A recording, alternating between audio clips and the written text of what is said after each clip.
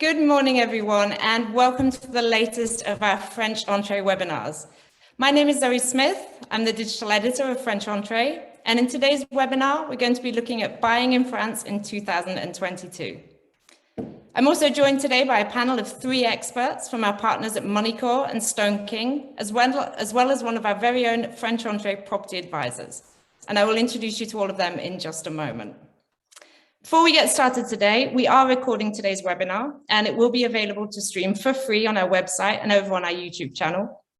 We're also streaming live to Facebook this morning, so welcome to anyone who is watching us over there. And a quick reminder, if you haven't already, do go and subscribe to the FrenchEntrée YouTube channel.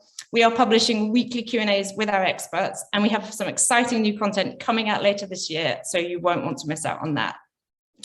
For those of you that aren't familiar with FrenchEntrée, we are part of the France Media Group, who are specialist publishers covering all aspects of French life and culture, from travel to gastronomy to buying property.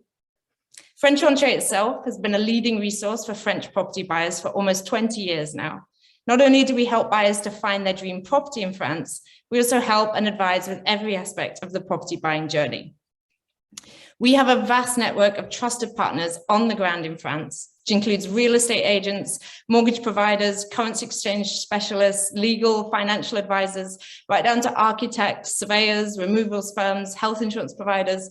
Essentially, whatever question you need answering, we can point you in the right direction.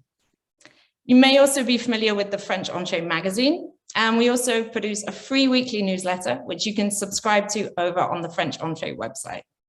And while you are there, you can also sign up to become a FrenchEntrée member. It's free to sign up, and it gives you access to some really useful features such as customizable property alerts, as well as free advice from our property team and mortgage advisors. In terms of the content today, we're going to be focusing on buying in France in 2022. There's been a lot going on over this past year, from Brexit and the pandemic to the current situation in Ukraine and the economic impact that it's having throughout Europe. With all of this in mind, we're going to be giving you an insight into the French property market right now and helping you to make the best decisions, both legally and financially, if you're looking to buy this year. So a few final things before I introduce our panel. We're aiming for a running time of around 90 minutes today, and each of our speakers are going to give a short presentation, after which I will be putting some of your questions to them. We'll also be conducting a couple of quick polls throughout, and we'll have some extra time at the end for more questions. So do make sure you stick around until the end of the webinar. You can put your questions in the Q&A box on your screen at any time. And please do use the Q&A function, not the chat box for this, otherwise we might miss them. And if you're watching this on Facebook, you can leave a comment and one of my colleagues will pick that up. Finally, if we don't get a chance to answer your questions today, or they're not suitable for our experts on this particular panel, please do be assured that we have read all of them and we will endeavour to answer them, either by putting you in touch with one of our partners or through upcoming webinars and content on FrenchEntrée.com. So without further ado, I would like to introduce our panel of experts, and a huge thank you to all of them for finally giving up their time to join us this morning. First up will be Fiona Watton, who's a property consultant for FrenchEntrée. And she's going to be offering her tips and advice for finding and buying your perfect property in France. Next, we have Mar Bonin-Palmer from currency exchange specialist Moneycorp, and she's going to be talking us through how to make the smartest choices regarding currency exchange when buying in France. And last, but certainly not least, we have Dan Harris, head of Stone King Solicitors Specialist International and Cross-Border Unit. He's going to be talking us through some of the key legal considerations and common pitfalls when purchasing French property. So that's more than enough from me. So we'll go straight over to our first speaker, which is Fiona Watton from FrenchEntrée. Over to you, Fiona. Thanks, Zoe. Thanks for having me on today. And thank you for everyone for joining. I'm actually probably the only person who hasn't had, I can't even speak, who has never used Zoom before. I don't know where I've been in the past few years. So please bear with me because it's all new.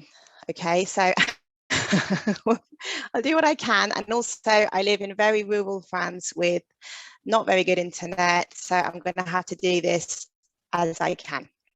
So yes, I'm part of the FrenchEntrée team. So I've joined back in June. Yeah, end of June last year, sorry. I was actually born in France, where I grew up in the Alps and studied at the International School in Grenoble, and then went to the UK for university, where I ended up staying for about 16 years. In that time, I've worked in quite a wide range of industries, including legal, real estate, and events.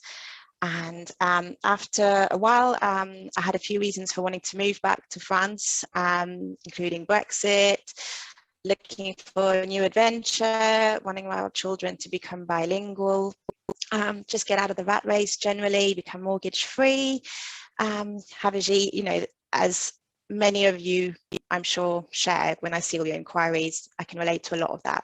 And that's why I wanted to move back to France.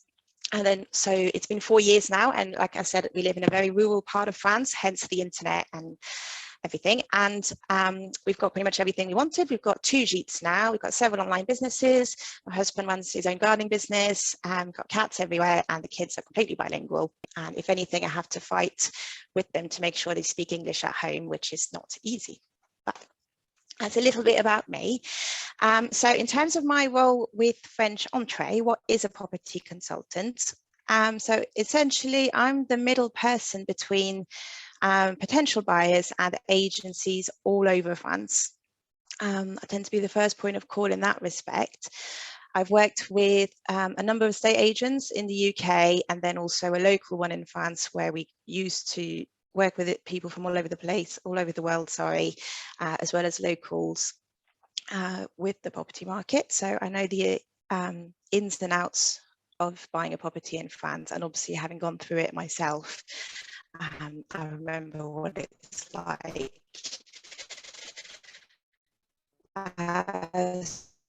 So I do often use my own experience when I'm advising you, especially when it comes to what not to do in the process. Well, as a property consultant, I can help you narrow down your search criteria, which I will explain in a bit why that's really important. I can assist you in clarifying what you need to think about before coming over for viewings. I mean, we just hopped on the plane, put everything in storage, sold the house, and just went on with it. But it was great. But there are things that would help before you do that. So I'll go through that as well. And I can also help set up viewings for potential buyers with a number of agencies that we work with. So sometimes it's quite helpful having, like I said, a middle person who can help you organise when there's a lot of agencies involved. So that's my role in a nutshell. Like Zoe mentioned earlier, the current property market in France is been a little crazy, if I'm honest, for the last couple of years. It had gone really quiet at some point with Brexit, and then since the pandemic and the lockdowns, it's just been incredibly dynamic. Most of the agencies that we work with, Brexit followed by COVID, it's had a huge impact on the French property market and how people are buying properties and who is buying properties and what kind of properties they are looking for. So it's been a big shift, and on top of that, properties continue to sell very, very fast, and the agencies are struggling to keep up with demand and take on as many properties as needed for the demand that is there. So this can be extremely frustrating for buyers, for us, and for the agents as well. And because of that, I think it's really important to be as prepared as you can when it comes to your search, and that's when I can help. So where to start? So obviously making the decision to move to France is huge. Like I said, I grew up in France, but I left as a student and I came back as an adult with a whole family behind me. So it was still a big decision for me, but I appreciate it. It is a huge decision. So having made that decision, great. But it does help to remember some of the practical things as well. So the first major thing is going to be your finances. If I'm honest, no estate agent in France is going to take you seriously if you do not want to share your budget, or if you don't know your budget, or if you can't say where the money's coming from. I know a lot of people don't like talking about money, but there's no way about it. You have to be clear on your finances when it comes to buying a property in France. So you will need to know exactly how much you can spend. You are a cash buyer if you already have the funds in your account ready to go, and not having to release them or sell a property or anything. You have the cash in hand, so to speak. If you have a property to sell, you are not yet a cash buyer, and it does not put you in as good a position as if you already had sold your property and had the funds ready to go. So just bear that in mind, especially if your property is not yet on the market. It's not going to put you in a very strong position. Yeah, that's Fiona, okay. We're just, there's a little bit of problem hearing you sometimes with the internet. Really we're wondering if you could turn off your video, so keep screen sharing, but just turn off your video. That might help, I think. The opposite, so keep the screen share and just turn your video off. So just stop video on your screen. Okay. And that hopefully will help. Okay. Fingers crossed. But it was fine for most of it. It was just the odd little bit, and we're okay. Sorry, no worries. That's okay. Hopefully that works a little bit better now. Yes. So. Like I said, if you have a property to sell, and especially if it's not yet on the market, it won't put you in a very strong position compared to someone who has already sold their home and is ready to go forward with the process. If you need a mortgage, we always advise to investigate this as soon as possible and before you start viewing properties. Again, we can put you in contact with an advisor for that. So do let us know if you need some advice on this. And also, before you do any viewing trips or advances with a foreign currency exchange provider, to make the most of your money, which I know Mar will go through in a bit more detail shortly. So as I mentioned before, with regards to your search criteria, once you've got your budget in mind, it's then very important to have a think about what it is that you're looking for in France. And for those of you who have exchanged with me by email or over the phone, I know I ask a lot of questions, and some of them might be very specific questions, but there's a good reason for that. Like I said, the property market remains very dynamic. Buyers are getting very frustrated because properties are selling before they can view them, even when they've got viewing set up. It is very frustrating. The agents are very busy with inquiries and viewings, so they will focus on serious buyers. And what I mean by that is, like I said, people who are ready to go forward, they know what they're looking for, they've got their budget sorted out, they're just ready to come over, find a house and get on with it. So letting an agent know your specific criteria from the start will really show them that you're serious and not a time waster. They're more likely to answer your questions and take you more seriously if you're willing to share that information with them. So the ultimate goal is really to communicate well with the local estate agents, let them know exactly what you're looking for, because that means as and when properties come on the market that match your criteria, if they've already got that relationship, what's really important to you, it can be that as soon as a property comes on the market, or if a sale falls through and a property comes back on the market, then they'll have you in mind and they're like, oh, I know who would really like that property. And they'll let you know, sometimes even before it goes back on the website or that it's advertised. So it really pays off to have that communication going and to be honest with what you're looking for. So in terms of your search criteria, how do you go about setting them? I appreciate it can be very vague. I know when my husband and I started looking in France, we weren't particularly set on a exact location, but we had travel links, we needed schools, we wanted a gîte, we wanted to be cash buyers. We had quite a few set criteria that were important for us. We did not want a renovation project because we don't know what we're doing when it comes to that. So for us, having those set criteria really helped us get started, and the house we got today is essentially everything we asked for in that respect. So the agency knew exactly what we were looking for, and they were able to find us that property. When a sale fell through, they called us up and say, I think you'd really like this one. So you have to really get clear on what matters the most to you. What is a deal breaker? If you're too vague, it's going to be very difficult to recommend the right properties to you, and it can lead straight because their time is limited as well because they're so busy. You also need to be specific to some extent as to which part of France you're looking to buy in. It's a very big country. I know, for example, if you're looking at the Nouvelle-Aquitaine area, it can take 6 hours to drive from the south of it to the north of that area. So it's massive. So it does help to be a little bit more specific. If you're not quite sure which area to focus on yet, I've been there, I know what that's like. Maybe focus on where you're going to start viewing. So if you're doing a viewing trip, say, well, we're going to be staying in this town, we're willing to travel, I don't know, 30 kilometers a day to go on a visit or something, and keep it local and start that way. And then you can use that viewing trip to explore the area a bit more, see if you like it, but you have to start somewhere, otherwise it's going to be very difficult to advise you. This throughout the process, if we're showing you properties and they're not quite right, again, it comes down to communication and keeping the dialogue flowing. And like I said before, do your research. So, you know, what's important to you isn't going to be important to the next person. So it's really important to figure out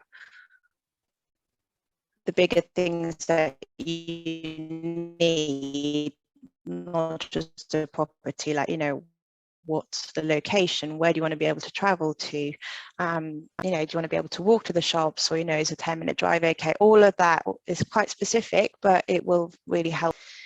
And then finally, how to plan your viewing trip, because obviously that's what it's all building up to. So then you can look at the properties and hopefully find the one. I always advise to share your travel dates in advance. It's very frustrating when we get requests to view a property the following day or at weekends, which in France, a lot of estate agents don't work weekends, or they might work on the Saturday, but it's very limited in terms of appointments. So you have to really book them in advance and check as you can. As soon as you book them, ideally, then we can, again, communicate with the agencies and see what's possible. Like I said, let us know where you will be staying and how far you're willing to travel for viewings each day. I know it's happened before. Someone wanted to view a property that was 6 hours away from where they were staying. So I was like, well, are you going to do that for one viewing? You know, you have to be really sure, get organised. I would say let the agencies know maybe 2 to 3 weeks before you travel. Again, the property market so quickly, and, you know, asking a neighbour, just bear that in mind. Don't plan more than 3 to 4 viewings a day, because the properties will all merge into one, to the point that the house that my husband and I, obviously worked out well for us, but they will just.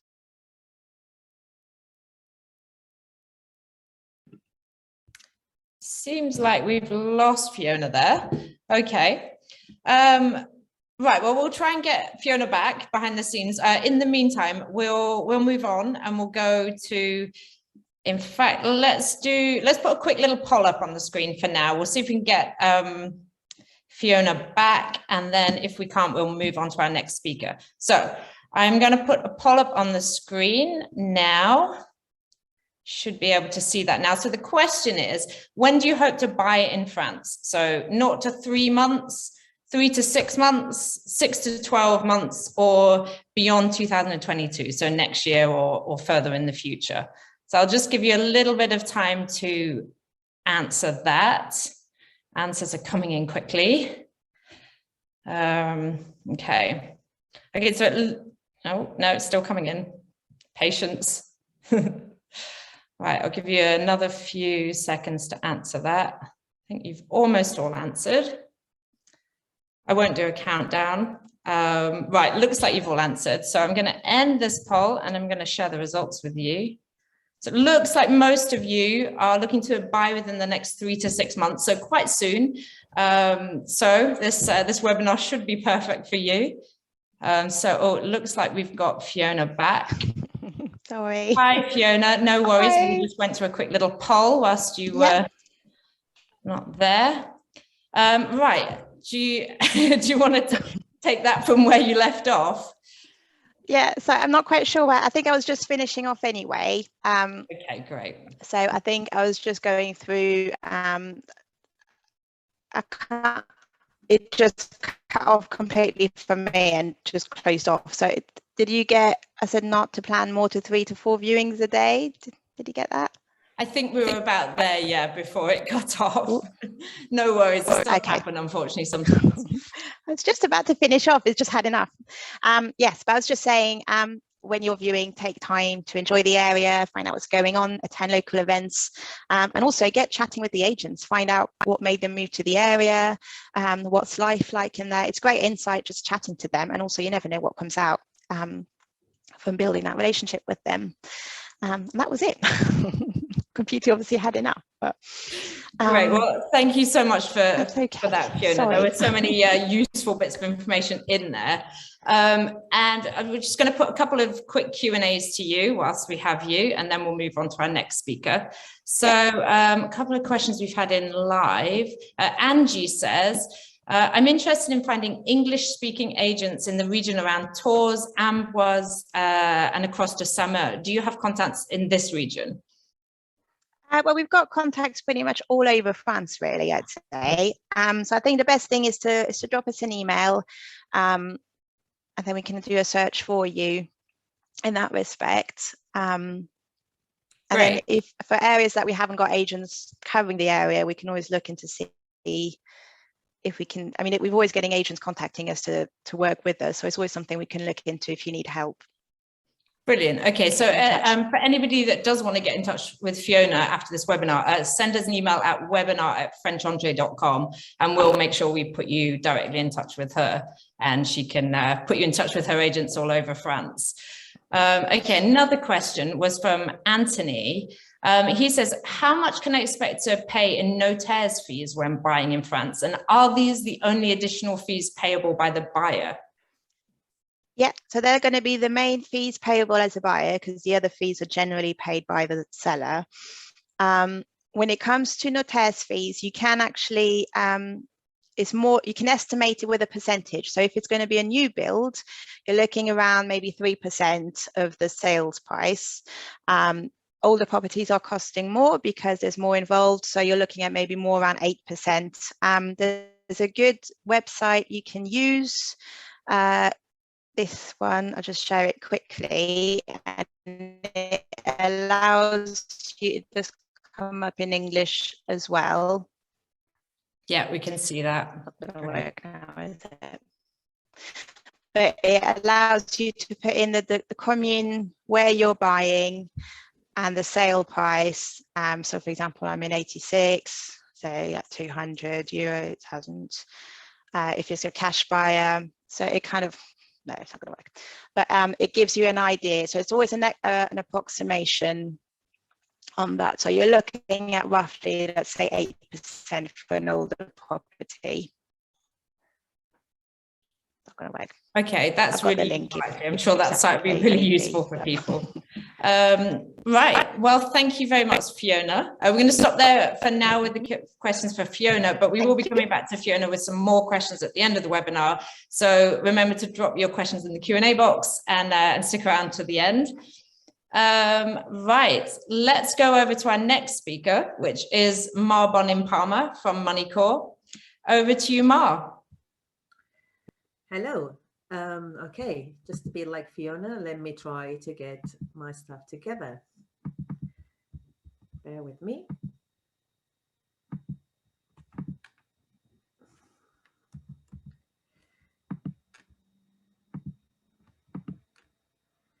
Can everybody see that? Yeah, perfect. So my name is Mar, and I represent a company called Moneycorp.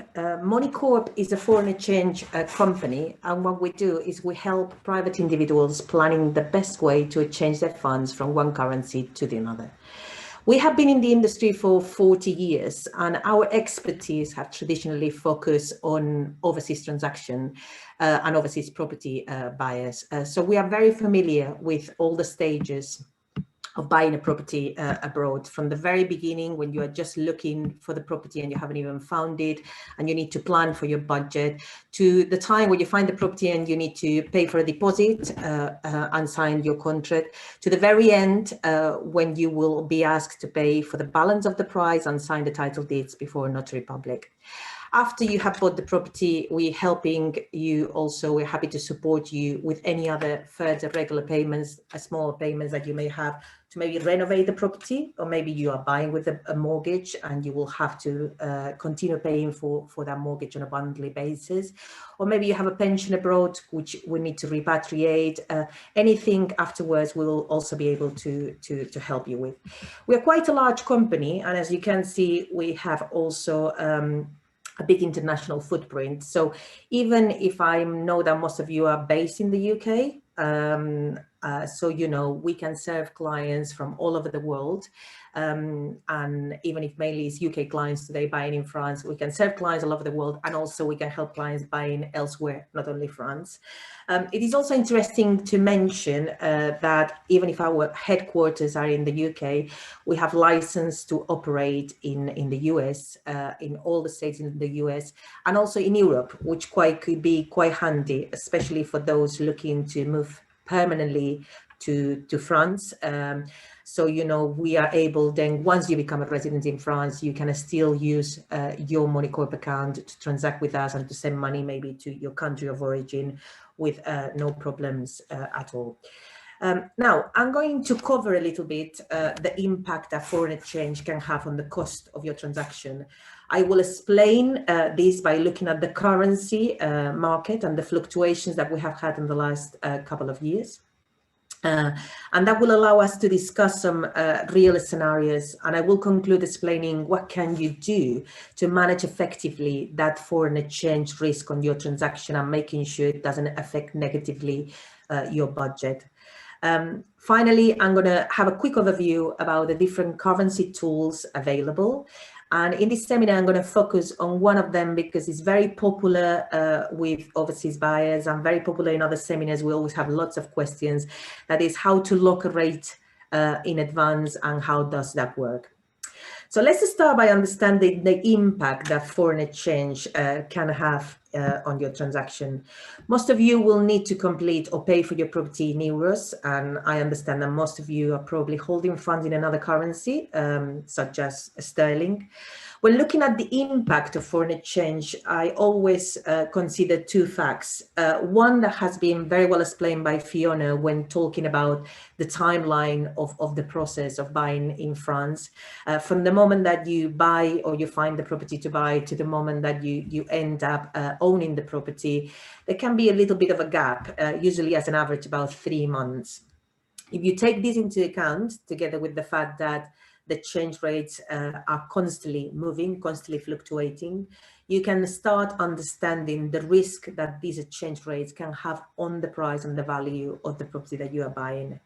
In fact, it is very likely that the rate that you had at the very beginning when you find that property is not going to be the same exchange rate that you get at the end when you complete for that property, which is the same as me saying that the price that you're going to agree when you find your property is going to be maybe different than the price that you will end up paying for the property. However, and despite the risk that foreign exchange presents for the value and for your transaction, is an element that is also often forgotten or a little bit lost on the amount of other things that you need to consider when buying a property abroad. And as you will see in a second, it can end up being quite costly if you leave it for the last minute. But before I explain to you how to help you minimizing that risk and controlling this foreign exchange element, let me just show you a little bit how the currency market behaved last year. And I'm going to do that by putting a graph that represents the fluctuations over the last 2 years of the sterling euro. I know that some of you may not be holding a sterling. However, you will see that this graph is a very good example to illustrate how lows and highs affect a property purchase and can be therefore used for any kind of currency pair.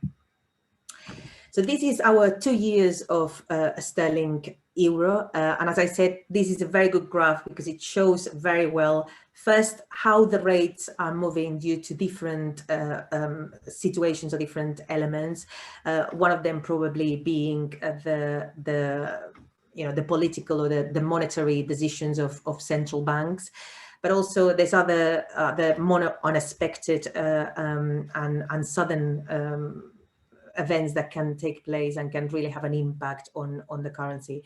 In this particular case, COVID, we will start with COVID. When COVID started, it had a drastic effect on the currency markets and especially on the pound. Actually, the pound suffer together quite a lot in comparison with the dollar and the euro, which hold a little bit stronger with the pandemic.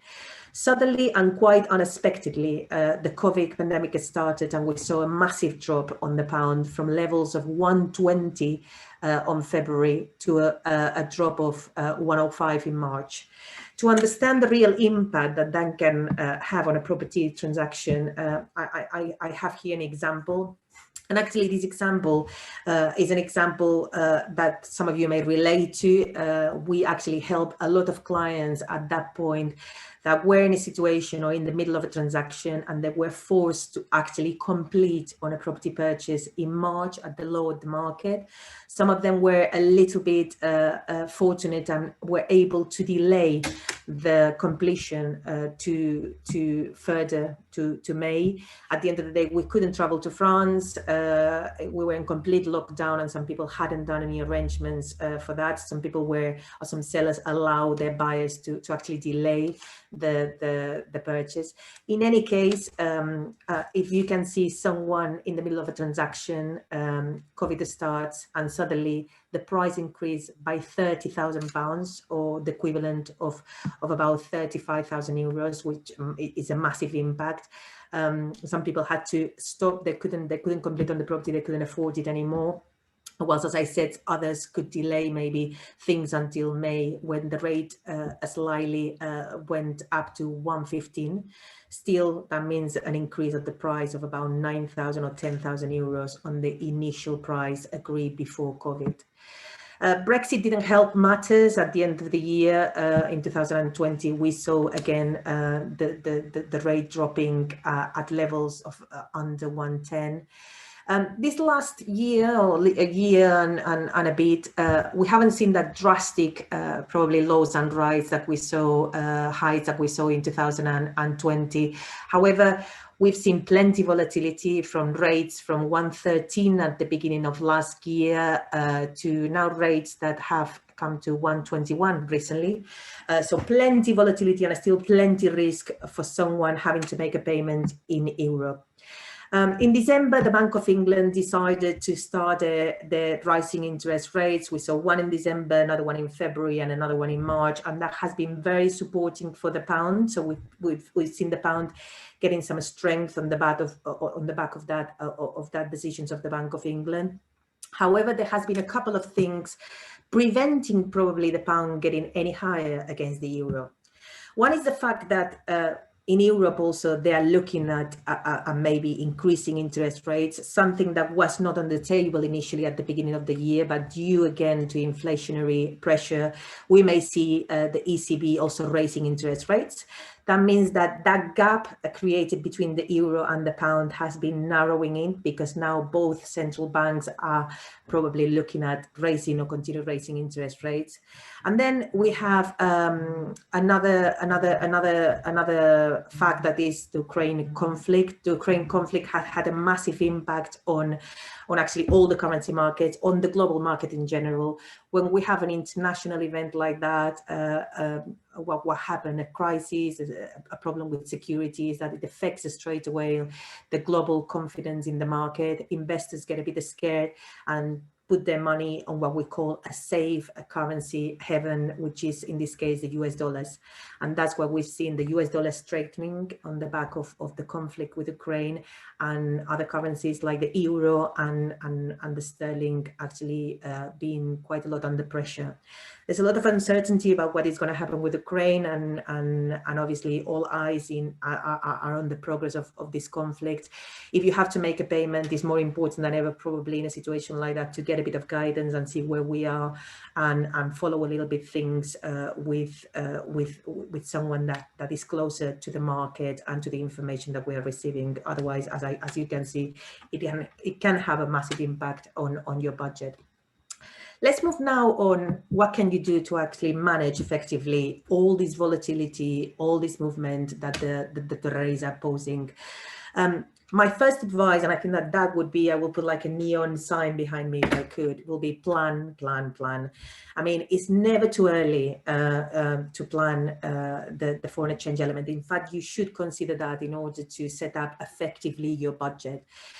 It's never too early, and at Moneycorp we actually follow, as I said at the beginning, the journey of the clients. Sometimes even they travel to France to view properties. Get familiar with the rates.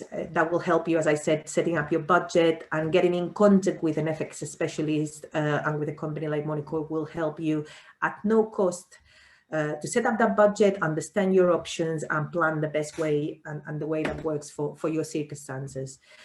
Get a good rate of exchange. That's probably my second point, and I know that sounds very obvious, but still most of our clients, or most of individuals in general doing or making international payments, still use the high street banks to make those payments.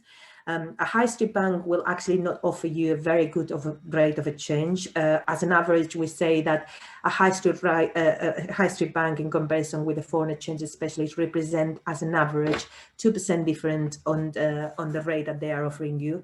So irrespectively of where the market is at the time, by using a foreign exchange company rather than using your high street bank, you will certainly see a saving. Get some expert guidance and know your options. That is very important, especially on the market that we are right now.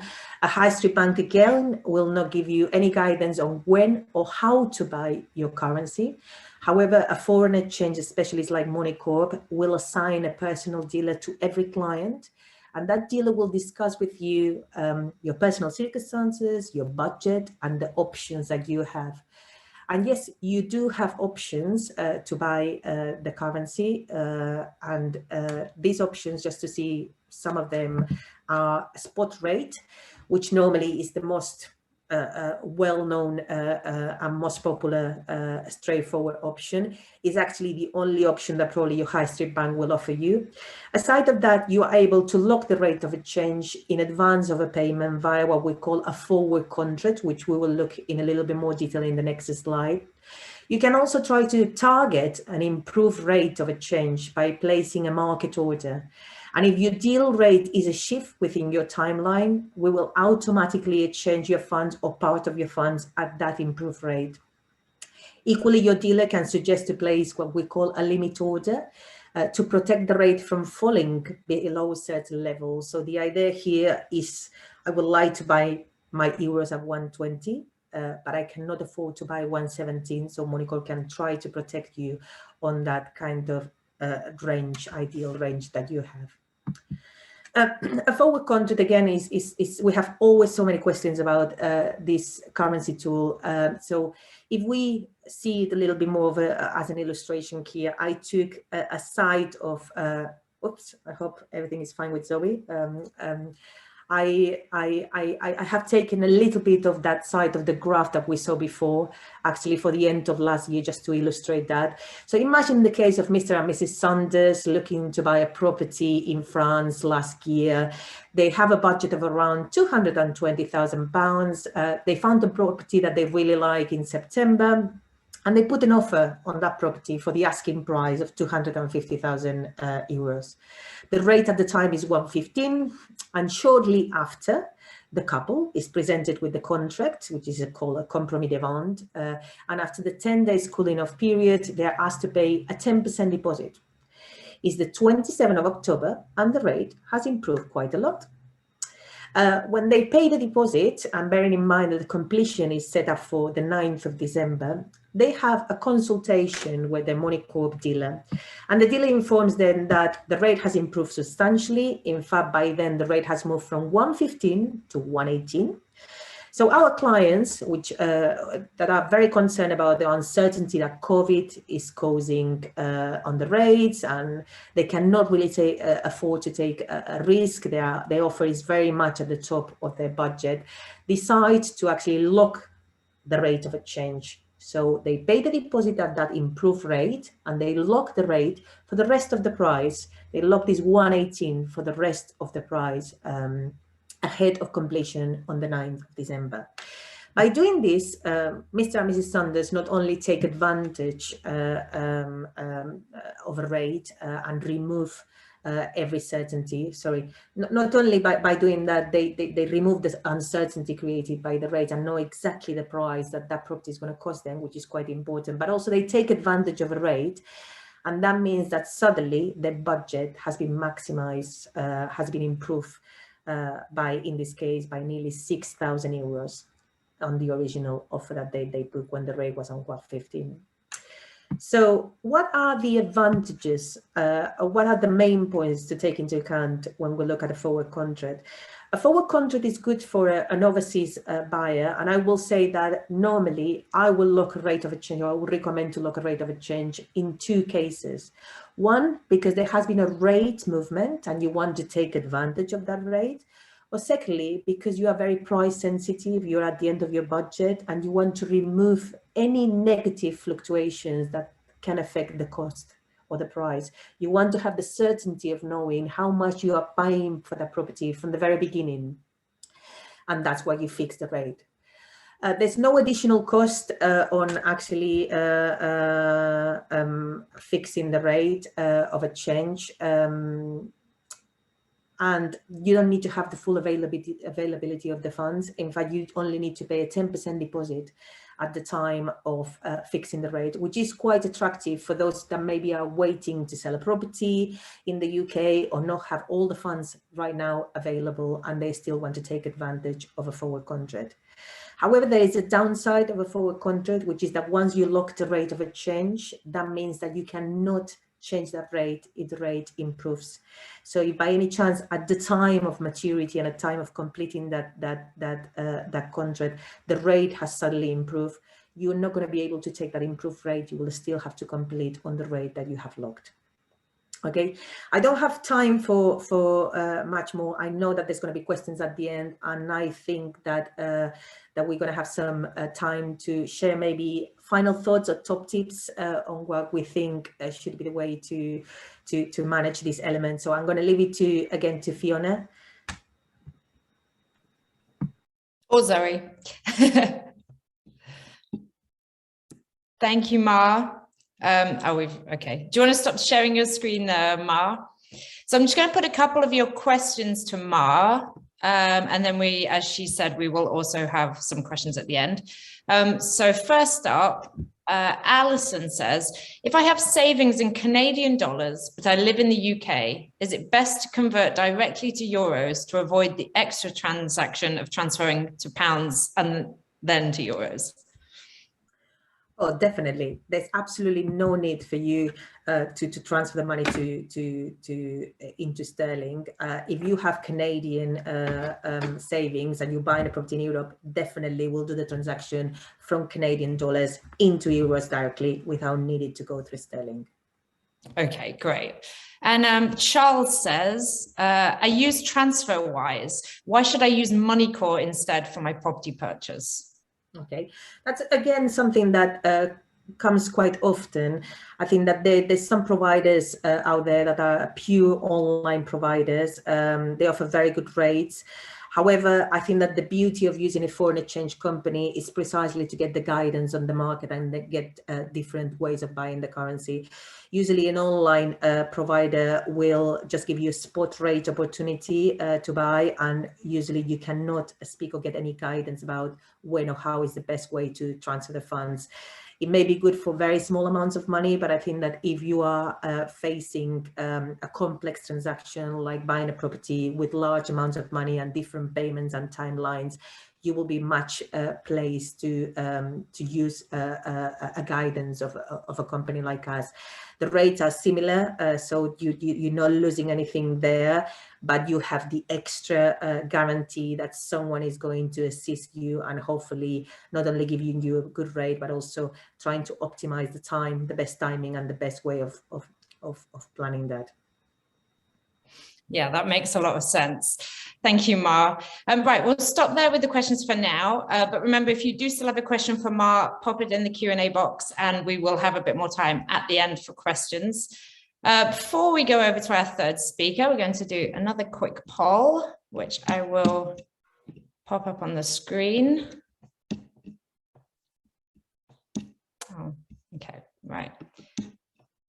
So what else can we help you with? This is whether this will give us ideas for content for the website, content for new webinars. What other questions do you have?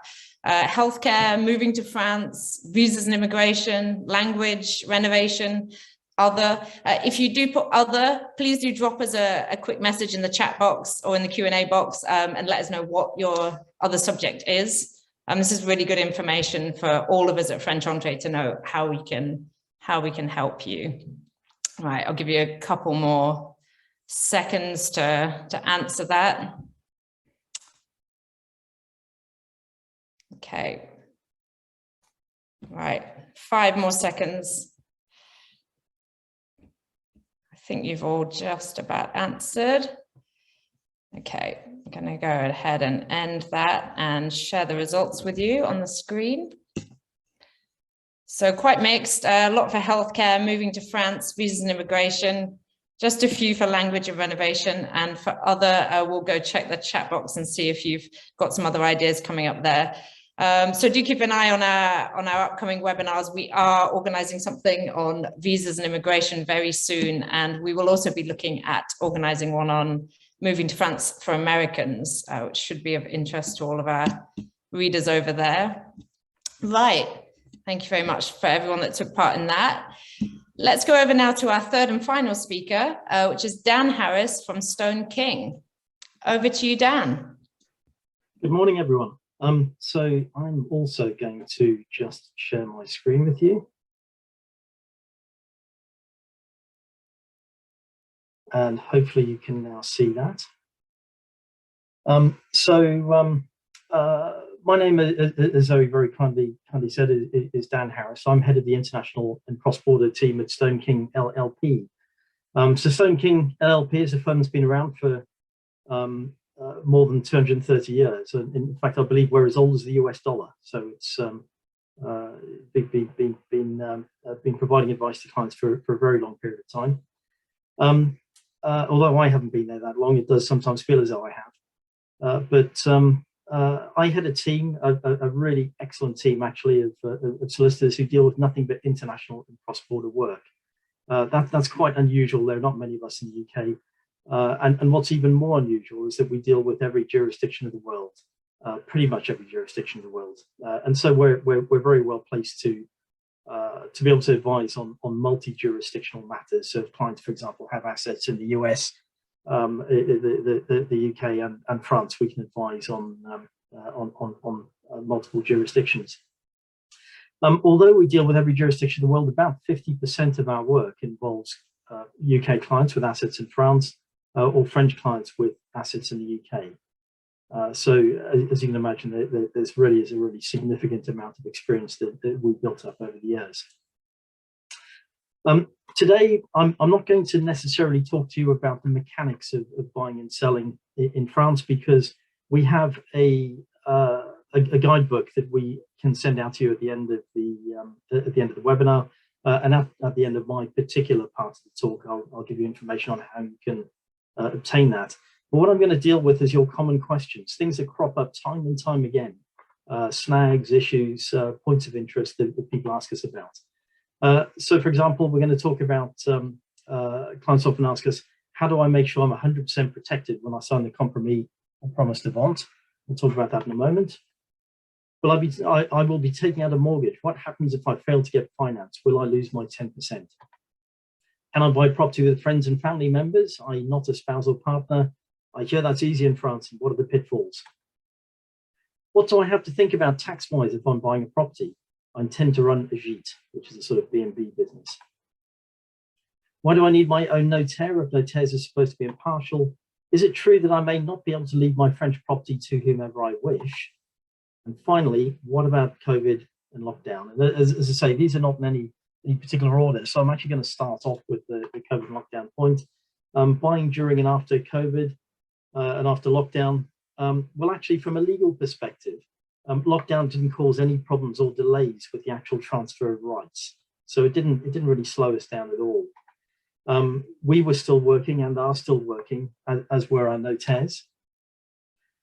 Importantly, you don't need to meet us face to face or come into the office, because we can do everything remotely. But it's really important to think about your identification, because in this day and age, ID is everything when you want to do when you have to do legal transactions. But we've even simplified that process. So back in the bad old days, and I know this is still the case with many lawyers, you had to go into another lawyer or into a notaire and have ID certified, and have the hard copies actually sent to the law firm for your ID to be checked. These days, we can deal with emailed copies of passports, emailed copies of your proof of residence, and also, believe it or not, we also ask for a selfie sent to us, which is taken with you and your passport. We use facial recognition software, and we also use we use a system of electronic identification, so it saves an awful lot of trouble. We can help you with that really to speed things up. This isn't actually anything new for us, because our clients come from absolutely anywhere in the world, and also you don't actually need to go to France to sign preliminary or final contracts. We can even help with that. Our French notaires can draft documents called procurations, which are powers of attorney, and they allow for the final documents to be signed on your behalf. Of course, before they're signed, the notaire and we check with you to make sure you completely understand the documents and you're happy with them. But you don't actually have to be present, and that sometimes really helps our clients. So moving on now to talk about preliminary contracts. How do I make sure I'm 100% protected when I sign the compromis de vente or promise de vente? So first of all, what are those documents? Well, a compromis de vente is a multilateral contract between the parties who are buying and selling to buy and sell the property. And a promise de vente is a unilateral contract which is signed by the seller to promise to sell the property to the buyer on fixed terms. Now, here's the big issue, okay? These can be drafted by anyone, and they are often also drafted by estate agents. They contain really essential information, such as the price, the details exactly what you're buying. And this is quite an important point, because in France, the boundaries that are stated can actually vary by up to 5%, which can really cause significant problems. The promise de vente and compromis de vente should talk about the completion date. They should talk about easements of rights of way. So that's your rights over other land and other people's rights over your land. They talk about co-proprietorship details. What's a co-proprietorship? So if you buy a property in a block of flats, for example, instead of in the UK there being a separation between the freehold and leasehold rights, in France you effectively own what we would think of as the freehold as part of a co-proprietorship. You have meetings every year, which can be quite good fun actually, when you discuss how to fund works that may need to be done on common areas, for example.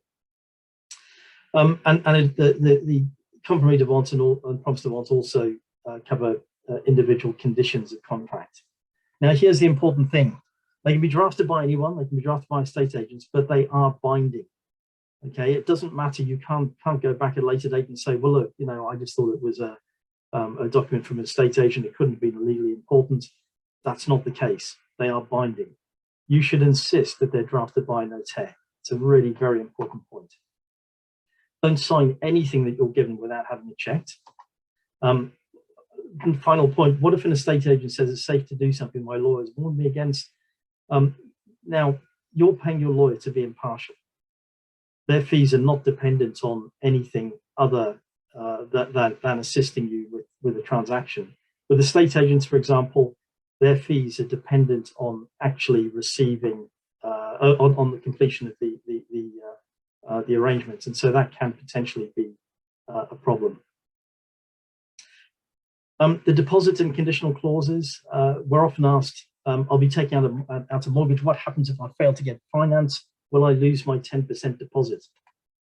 The answer to that is probably yes. The first point is actually that the 10% is a nominal amount. There's no fixed amount in French law that can be negotiated. Quite often it's negotiated to 5%. But the point is that once you've paid your deposit, if you back out of the deal, then you will lose that once the 10-day cooling off period is completed.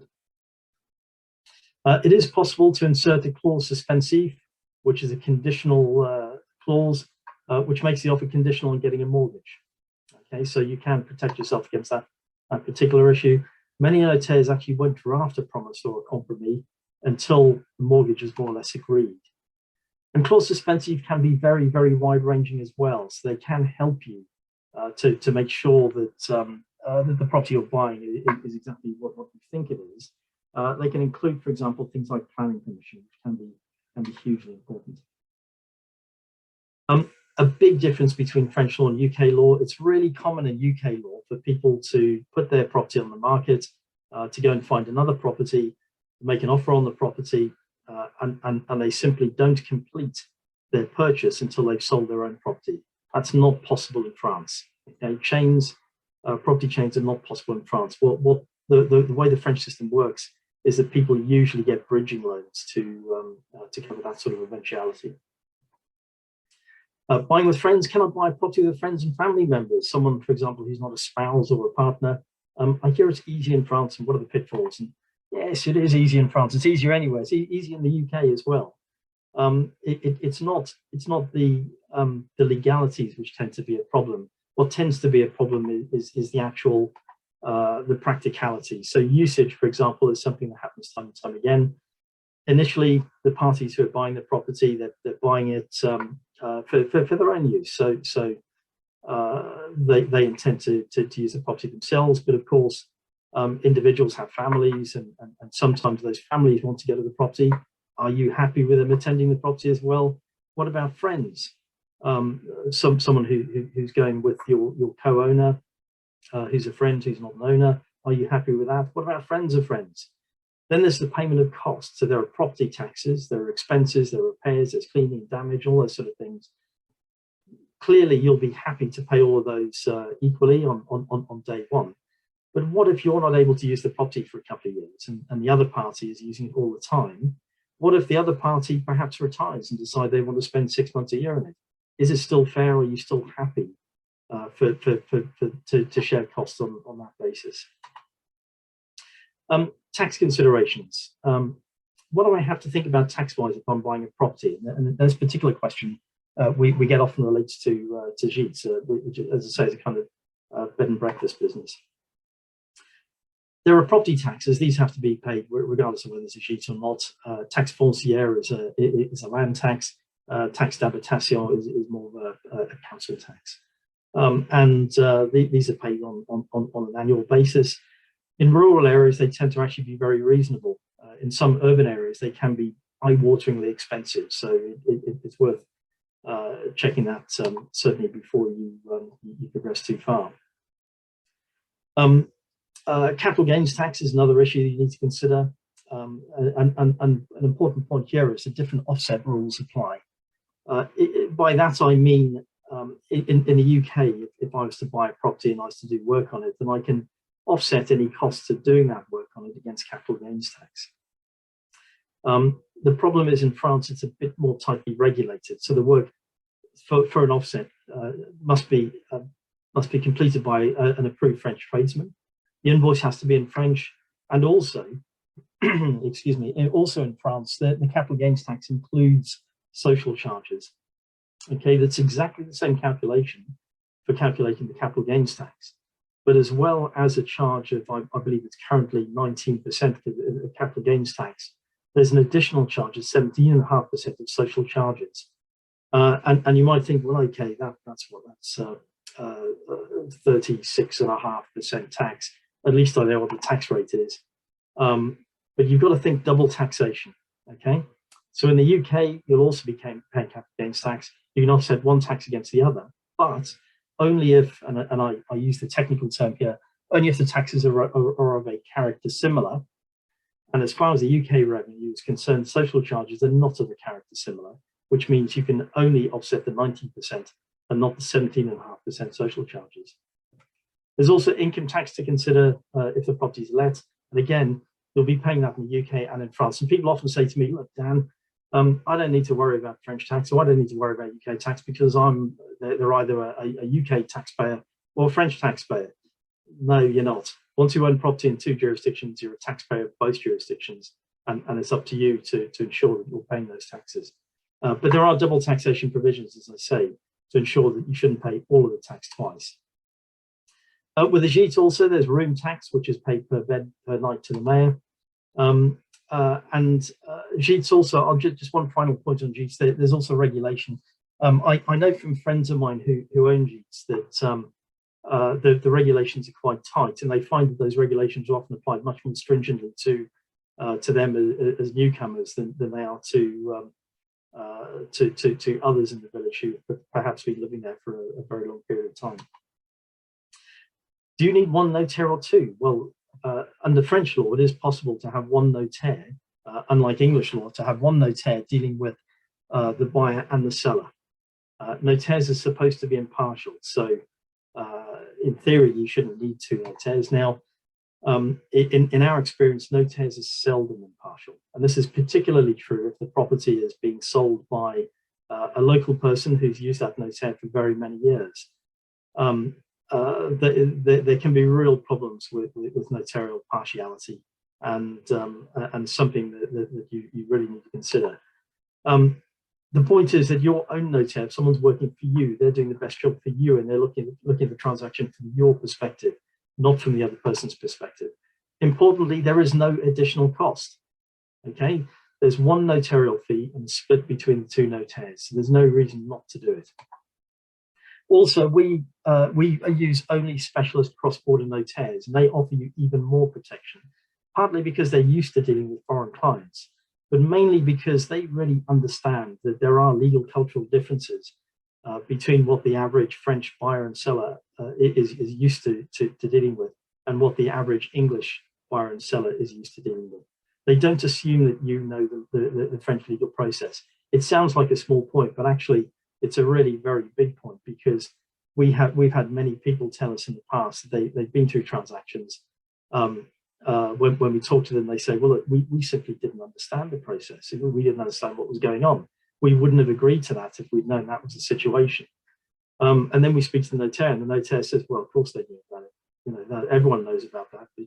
It's part of our legal culture. Can I leave my my French property in my will? So that this is a side issue that people often forget about, which is massively important. You know, you're going to spend all this money on assets in France. Do you have the ability to leave it in your will? And people often, for whatever reason, they just think, oh, well, it'll be fine because because you know, somehow the rules will be okay and I'll be able to do what I want to do. That's not true. It's not true. In France, there's something called forced heirship, and basically what forced heirship is it's a set of rules that mandates that your property must pass to your children, or share of your property must pass to your children, regardless of what it says in your will. So if you have one child, that child's entitled to 50% of your estate, 2 children, 2/3, 3 children or more, 3/4 of your estate must go to your children, regardless of what it says in your will. Okay. Now, the European Succession Regulation, which came in 2015, that allows for an election. This is a choice of law. You can choose law to be made for the law of your nationality. There's only one election you can make, and that is for the laws of your nationality to apply. Okay, you can't make any other choice at all. But there's a slight fly in the ointment with this, because since the 1st of November, I believe it was, last year, Article 913 of the Civil Code was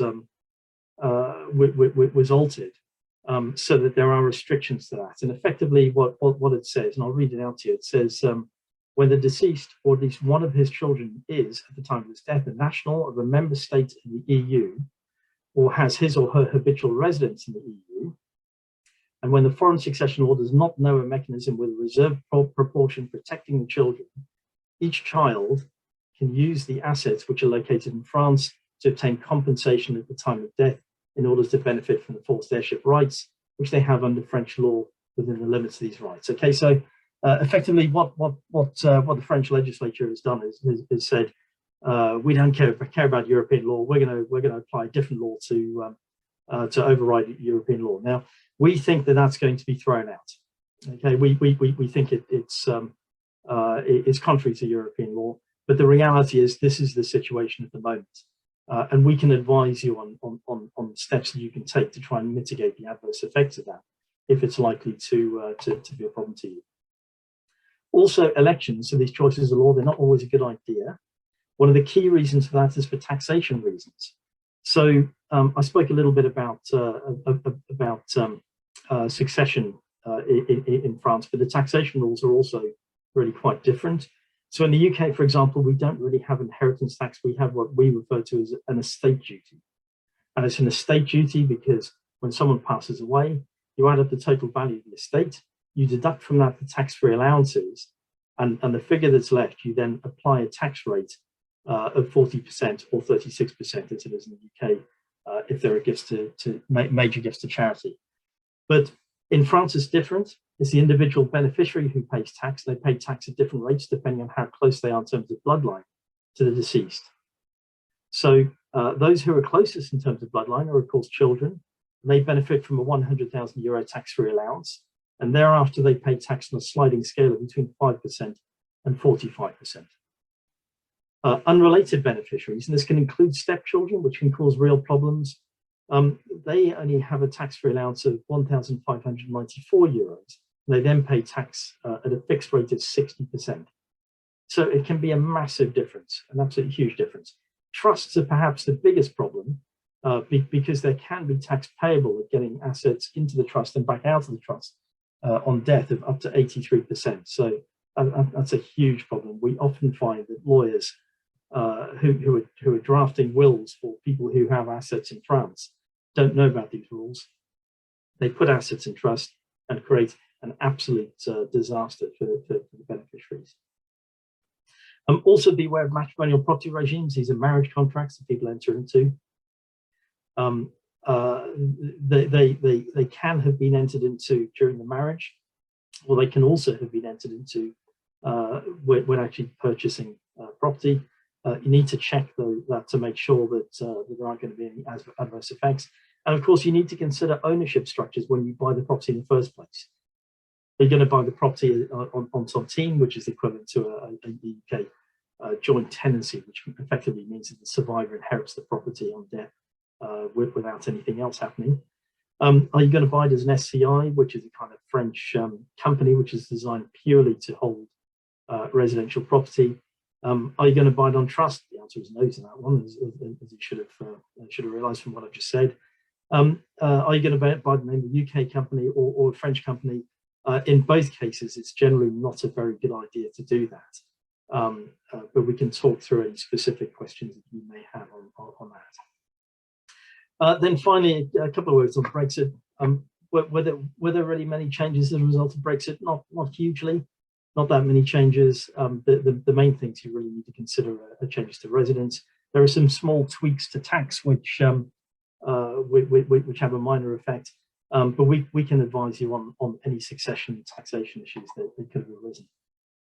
I mentioned our free buyer's guide at the beginning of my presentation, and all you have to do is send an email to FrenchEntrée, ask them to pass your details to us, for the purpose of providing you with a free property guide.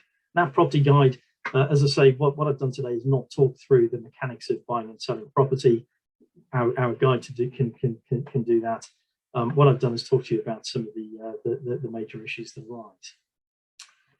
So I will stop sharing my screen now and pass you back to Zoe. Thank you, Dan. Lots of really essential things to think about there. And if you do want to get your hands on that buyer's guide that Dan's just mentioned, you can send us an email at webinar@FrenchEntrée.com and we'll get that sent over to you. So I'm now going to put a couple of your questions to Dan. So first of all, I heard that there were changes to the French forced heirship rules last year. Do I need to be concerned about this as a French second homeowner? Yeah, so that was actually that's the Article 913 that I spoke about a few moments ago. It is a problem. It's really interesting actually, because we had some extensive conversations with some very good contacts we got in France, some specialist cross-border lawyers about this, and they were horrified that this was going through the French Parliament, because from their point of view, it's ridiculous. It's from their point of view, they believe, as we believe, that eventually the European Court of Justice is going to look at this and throw it out, because the European succession regulation was put in place specifically to harmonise laws across Europe, and by that I mean that if English law is going to apply to the devolution of a person's estate, because they make a choice of law for English law to apply, then that's what should happen.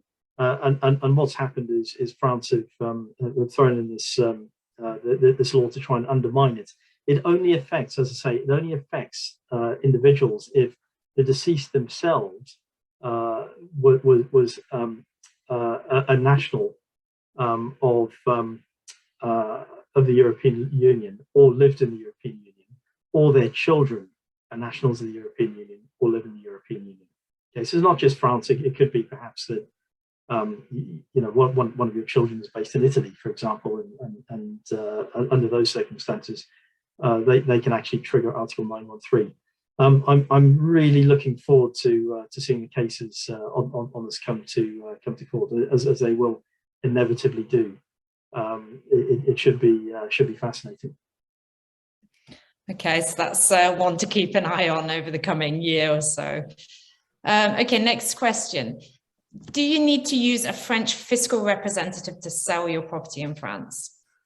So yes, so this question relates to sales of property, and it's a post-Brexit question. Okay, before Brexit there was no issue. Before Brexit, a notaire could deal with the tax calculations and take responsibility and liability for the accuracy of those calculations. Since Brexit, that's no longer the case, and it is necessary to employ a fiscal representative to sell your property. They look at the taxes, at the tax calculations. They do the tax calculations, and they effectively underwrite by the cost of any mistakes that may be made. So the short answer is yes. When you're selling a property, you have to have a French fiscal representative. Prior to Brexit, that wasn't the case. Okay, thanks for clearing that up. Right, I'm now going to open up the questions to our whole panel again. So I will just double check that I have everyone with us still. Fiona, how's the rural internet holding up? Just about. Great. Mar, do I still have you here? Yeah. Brilliant. Okay. So just a quick note before we get started with questions. We did open up our questions early this time, and many of you did write in. So thank you for that. We received quite a few questions about residency and visas, and unfortunately, we do not have anyone on today's panel who's a specialist in French immigration law, so we're not going to be answering those questions today. However, we can pop a link in the Q&A box to our visas and residency articles. These do cover many of the most frequently asked questions, and we're also working really hard to put together a special webinar on this subject, so we do hope to have that with you very shortly. Some of the questions as well that have been coming in live may require a little bit more information for our panelists to answer properly. So if we don't answer your question live, please do email in your question to webinar@FrenchEntrée.com, and we will make sure we pass it over to the relevant panelist. Also, one question that I will answer myself. Charles says, how much do I pay you, FrenchEntrée, to use your service? I presume this is not free. We are a free service for our buyers, so you can benefit from our expertise in the property market and our network of experts and property advisors without having to pay. Right, let's jump into some questions. First one for Fiona. I want to organize a property viewing trip to France this summer. Should I contact estate agents and organize viewings in advance, or is the market moving too fast to plan ahead? Yeah, it's a tricky one. It's too early to book for specific properties, I'd say. So if you see a property that you really, really like, it's very unlikely that if you book it today, it'll still be available in a month or two. Not sure when the summer is, 3 months, is it? No. But yeah, it's very unlikely the property will still be on the market. If it is, there's probably something with it. And I would question that. So I think the best thing, like I said, is still to make contact with estate agents, get the dialogue flowing, tell them what you're looking for, when you're coming. So yeah, so they might not be able to help you much right now, but it helps for them to know who you are and know what you're looking for and have you on their system. So then when you are ready to view the properties, they can have properties in mind to show you. So yes and no, not for specific properties, but definitely get the ball rolling with them. Great. And I imagine getting in touch with somebody like you is probably, you're the perfect person to be able to help with this kind of situation and advise them and hold their hand through the process. Yes, and even just to remind them of what needs to be sorted out beforehand. You know, like I said, the mortgage, the finances, the search criteria, it can really help narrow it down. Like I said, my husband and I knew exactly what we were looking for, so it took us a little while to find it. But because we knew exactly what we were looking for when the property did come back on the market, the estate agent showed it to us straight away, and that was it. It just went really quick. Brilliant. Thanks for that, Fiona. Okay, next question from Mar. I've recently bought a second house in France. What is the best way to manage paying bills, property taxes, and other expenses in France without losing out on the exchange rate? I mean, there's different things you can do. Probably for utilities, you may have a French bank account doing that. There's probably a little bit of a forecast about the amount of euros you may need to have on your bank account on a monthly basis to cover these expenses. If you want to be very accurate about that and are concerned about the increase of the cost due to exchange rate, you could always fix the exchange rate in a little bit the same way that we did with the forward contract, but on a small amounts of payment that you do frequently if you reside in the UK. This is available only for UK residents. So you could potentially say, let's send 200 euros every month to France to cover my local taxes and any other utility bills, and we can fix and even pick up the money from you by direct debit and send it to France, so you know exactly how much this is going to cost you every month in terms of exchange rate. Otherwise, you can use your online platform. Once you open a bank account an account in Moneycorp, and once you've done your big transaction, you can manage every small payment with your online platform, still with the benefit of being able to pick up the telephone and speak to someone if you want. So it could well happen that if there is a rate movement and the rate is very good, suddenly is worth, sometimes I see it with buyers, to try to accumulate a larger payment and send maybe £5,000 to your bank account in France for future expenses, knowing that you haven't changed the money at the right rate. Great, thank you, Mar. Right, next question for Dan. I've had this question in various different forms from a few people, so I think this one will be quite useful. I'm a UK citizen, but my husband is an EU citizen. Will my husband's EU citizenship help us when buying a property in France? No. So it's not fair for me to answer just like that. But the bottom line is not really. Actually, it's there might be some very minor concessions possible, such as social charges concessions. So before, while we were still part of the EU, for example, the social charges rates were lower. Now they're not. So there might be some very minor benefits like that, but actually there are no restrictions on foreigners, so non-EU nationals actually buying property in France. So from a legal point of view, there won't be any real benefits in the person who asked the question in their husband having a property in France. Sorry, beg your pardon, being an EU citizen. Right, thanks for that. Okay, Fiona, let me just find this one. In terms of a mortgage, do you advise having an offer in principle before starting your property search? I've had mixed feedback on this, and I'm not clear if French banks will make offers in principle in the same way as UK banks do.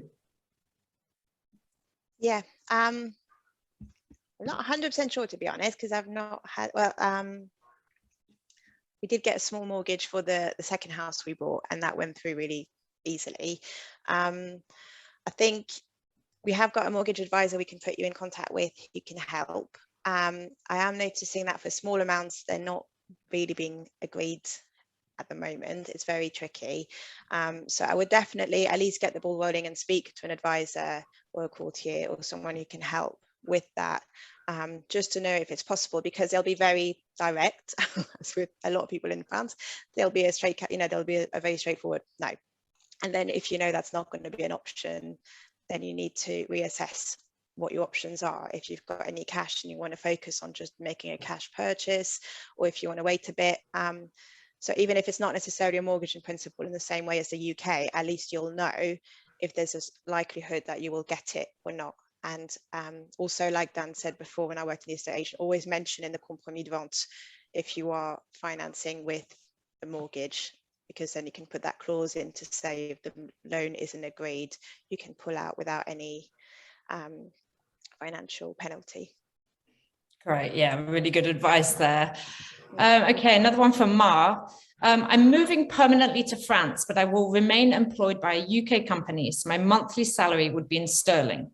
Plus, I'm concerned that as I stop being resident in the UK, my UK bank might close my account. What are my options? I think that we had these questions quite a lot at the time of Brexit. High street banks, I think, where some of them closed accounts of UK nationals that were living in Europe. I'm not completely sure if that is still the case. However, it is more difficult to transact in between Europe and the UK, certainly. I will say that if all you have is receiving a salary, so you need to have an account where to receive the sterling, you can always use a trading account like Moneycorp. It will allow you to receive your sterling, so your employee can pay you directly in there, and hold the sterling for as long as you want and plan the best way to exchange that funds in euros. If you need it on a monthly basis, again, like we described before, you can just send it on a monthly basis, or you could just accumulate it there, get a bit of guidance and see when is a good rate, and then bring a full amount or a larger amount back into your bank account in France. But I suppose it has resolved a little bit the problem that some of the UK nationals in France have had with all the Brexit situation. Equally, because of our licensing in Europe, we will still be able to transact with both sides and use the local accounts in Europe and the UK to make sure that it doesn't matter where you reside, we'll still be able to do your transactions at no cost and with the same service. Great, thank you, Mar. Dan, this question's from Laurie, and she doesn't say whether she's resident in France or in another country. Can I rent out a French property full-time without having a work permit or registering as a business in France?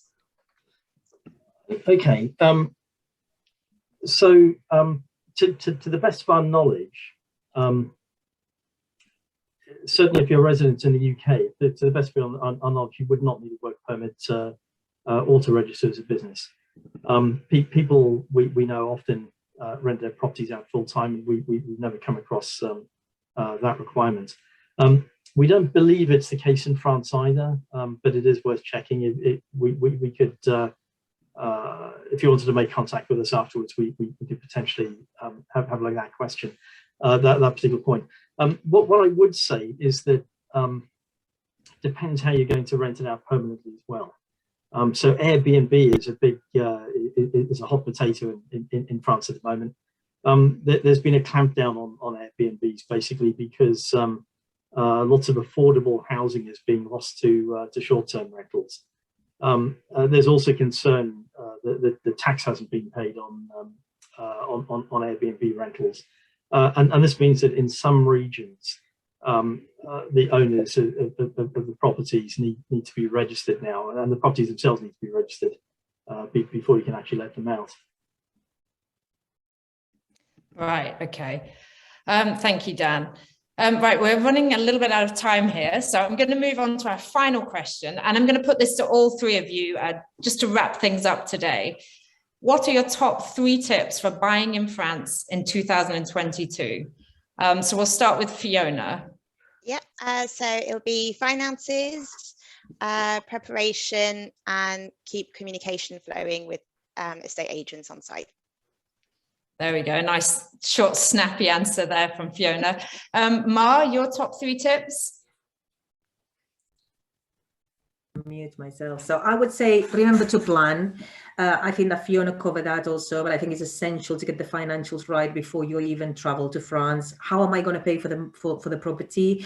Do I need a mortgage? I'm a cash buyer. Let's arrange this before you land in France. Do I need to change my funds into euros? How am I going to do that? I think I covered the fact that you can open an account with Moneycorp at no cost, and that just helps you setting up your budget. And if you find the property, it looks like you have to move quite quickly in France, so you can just pick up the telephone and see where the situation is at the time. I also will say that FX is or foreign exchange is a world of regret, so try to find a decision or a place that works for you, for your personal circumstances, for your budget. And it's a world of regrets because after you press that button and agree on a rate, probably the rate will continue moving and sometimes will even improve after you have decided to buy your currency. I will always say to people that I speak with, try to pay attention when you put an offer on the property and look at what the rate is at that time, and have a little bit of a think about the range where you would like to buy and what you can afford, and set something. And like this, you will always see when it's a good rate or when it's not such a good rate, and it's going to be easier for you to take your decision. And finally, I will say from my point of view, don't get obsessed with the rates. It's good to plan, good to take these into account, but probably you're buying in France, not to speculate in currency, but just because you love the country, you love the culture, the pace of life. So always keep this in mind. It should be, I think, an enjoyable adventure, and hopefully you will get it right and be able to enjoy lovely France. So best of luck. Oh, thanks, Mar.